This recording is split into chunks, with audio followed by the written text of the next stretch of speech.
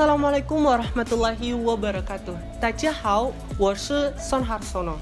Saya berasal dari NTB. Nah, di sini saya akan memperkenalkan Beijing Institute Pare. Nah, buat teman-teman yang pada penasaran asal muasalnya didirikannya Beijing Institute Pare, sistem pembelajarannya dan keseruan di kelasnya.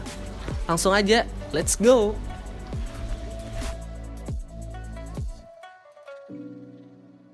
大家好，我叫 Eva Purbaningrum， 我的中文名字是傅一芳，我从巴黎来的，我在北京 Institute 巴黎教 HSK 第3期到第5期，我欢迎大家来北京 Institute 巴黎学习。你们好吗？我是 Darwis， 我从Maluku Utara来的，我是Kunli。Halo semua, saya Darwis, saya berasal dari Maluku Utara. Saya di Beijing Institute ini sebagai admin. 我的名字叫 Jenny， 我从巴黎来的。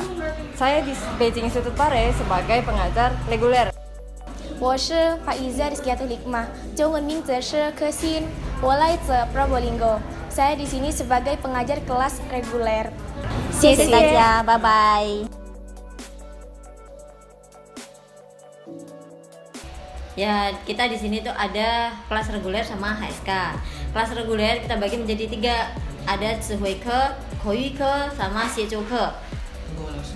Ini ada bahasa asing nih, didengar di telinga nih. Sehuike. Sehuike itu apa maksud?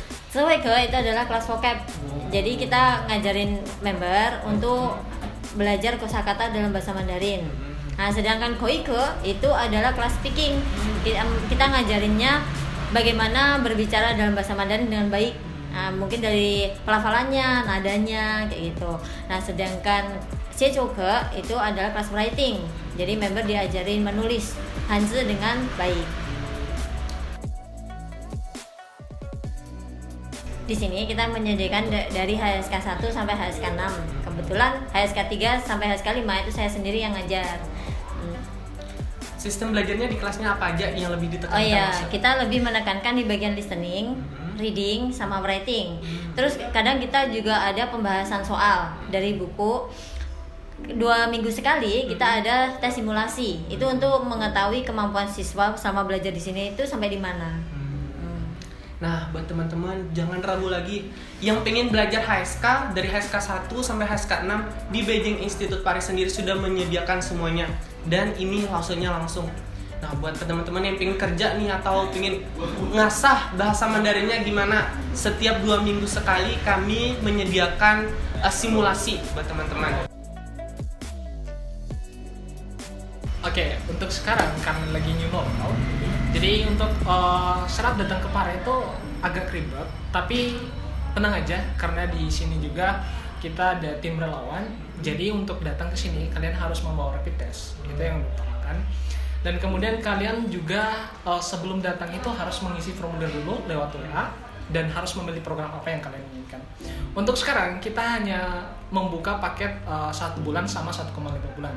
Sebenarnya ada juga paket yang cuma 2 minggu, tetapi karena lagi new normal, jadi kita hanya buka yang 1 bulan sama yang 1,5 bulan.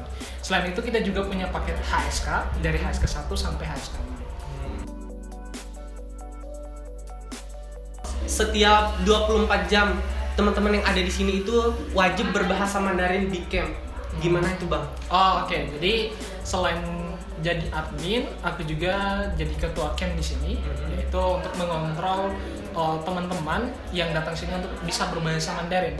Karena kalau tanpa ada yang kontrol, kita kadang khilaf. Jadi kadang kita berbahasa Indonesia itu terus-terusan gitu. Dan sebenarnya kalau kita udah terbiasakan berbahasa Mandarin, maka ini agak susah juga, akan agak lama. Jadi kelebihan dari kenapa kalian harus belajar offline di Pare atau di Beijing Institute, karena kelebihannya itu kita punya asrama yang mempunyai Mandarin area itu. Jadi kalian bisa praktik setiap hari sama teman-teman. Nah, buat teman-teman, ternyata offline itu juga penting. Kenapa dibilang penting? Karena di sini kan akan dilatih untuk berbicara bahasa Mandarin. Nggak perlu malu, nggak perlu insecure sama teman-teman yang lainnya sudah bisa. Karena kami di sini di Beijing Institute Pare ini sama-sama belajar. Ya, ada yang dari nol dan ada juga yang misalnya sudah HSK. Jadi di sini semua saling bantu-membantu. Ya. Nah, jadi kegiatannya itu, jadi di kelas itu kita menyediakan beberapa jenis permainan. Nah, contoh misal kata kayak role playing, kayak tebak-tebakan, dan banyak lagi kayak gitu. Selain gamenya kan setiap hari ini berubah-ubah nggak? Ya, benar. Jadi tujuan kita itu banyak game supaya mereka itu lebih memahami gitu, lebih cepat nangkepnya kayak gitu. Nah, buat teman-teman, jadi selain belajar itu, ada juga di sela-sela kelas itu diadakan game. Jadi nggak bosan dan nggak boring gitu ya, biar seru juga Iya. kelasnya. Biar lebih semangat belajar. Nah, tadi sudah dijelaskan tentang sistem pembelajarannya di Beijing Institute Paris. Sekarang buat teman-teman yang pada penasaran, kenapa Beijing Institute Paris ini berada sampai sekarang? Asal muasalnya itu gimana? Nah, di sini itu kami langsung wawancarai orang yang pendiri Beijing Institute Paris sendiri. Oke, let's go. Nah, buat teman-teman yang pada penasaran asal muasal didirikannya Beijing Institute Paris, saya langsung wawancarai nih pendirinya langsung, namanya itu Mr. Rangga. Ni hao, Mr. Ni hao, Son.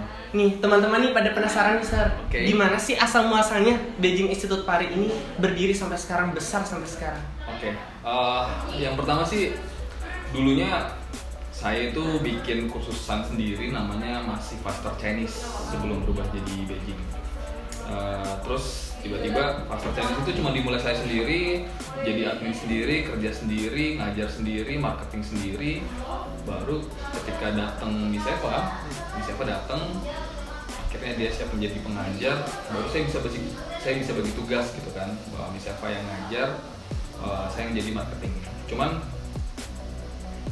kenapa Beijing bisa besar gitu ya? Jadi awal mulanya Beijing tuh ya mau nggak mau kan kisah perjalanan saya kan. Jadi saya tuh ditolong ceritanya sama orang sampai dibiayain sampai bisa kuliah ke Cina itu ditolong sama orang. Beliau bukan keluarga, nggak ada hubungan darah, namanya Mr. Wong, sudah almarhum beliau.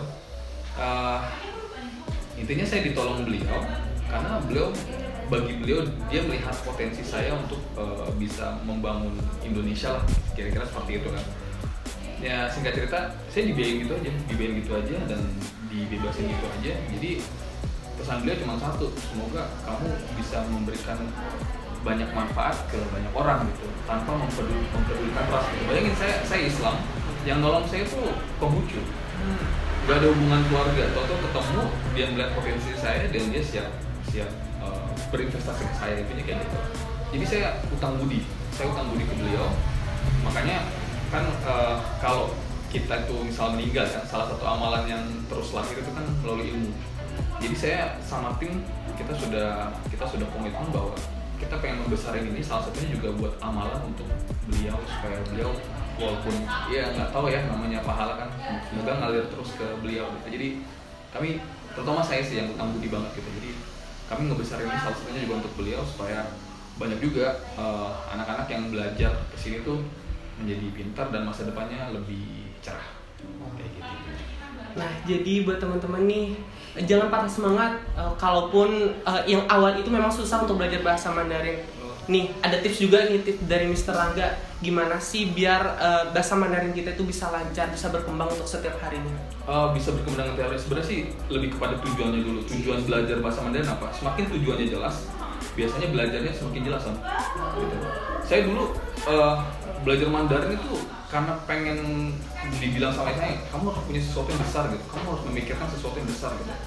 Akhirnya karena tujuan tersebut, walaupun saya nggak bisa bahasa Mandarin, saya ingat pertama kali kata yang saya tahu tuh cuma "cheer". Jadi saya mau ngajak makan orang, "cheer". Nah, gitu-gitu terus saya ngomongnya. Saya nggak pernah peduli dengan rasa malu, saya nggak takut salah. Karena kalau orang takut salah biasanya belajarnya malas. Dan saya fokus ke situ, saya fokus tiap hari harus ada progres, entah bisa hafal 2 vocab, dipraktekkan dalam bentuk kalimat gitu terus. Akhirnya progres demi progres itulah yang lama-lama jadi bukit gitu. Jadi nggak ada yang nggak mungkin sih. Yang penting kalian jangan ngebatasin diri kalian gitu. Oh saya yang ini lebih. Kalau kalian banyak yang bandingin diri kalian dengan orang lain, startnya beda. Son dengan yang lain pasti startnya beda gitu kan. Penting jangan buat sendiri, fokus aja ke diri sendiri. Jadi bersaingnya dengan diri sendiri, ciptakan antara satu hari ini dengan hari besok progresnya apa, minggu ini dengan minggu besok progresnya apa, pasti sukses.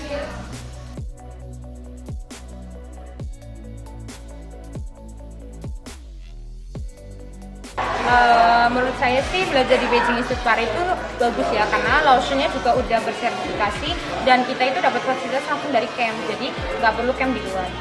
Nggak tahu kalau menurut teman-teman. Abangnya gimana perkembangannya nih sama 1 bulan belajar di Beijing Institute Paris? Perkembanganku, wah, bisa dilangkai dengan kata-kata. Aku dari sebelum tidak bisa apapun, cuma bisa nih hao sampai sekarang bisa lancar. Cakap-cakap bahasa. Alhamdulillah. Nah, buat teman-teman nggak perlu diragukan lagi, langsung aja datang ke Beijing Institute Paris. Ini teman-teman semua sudah datang dari berbagai macam daerah.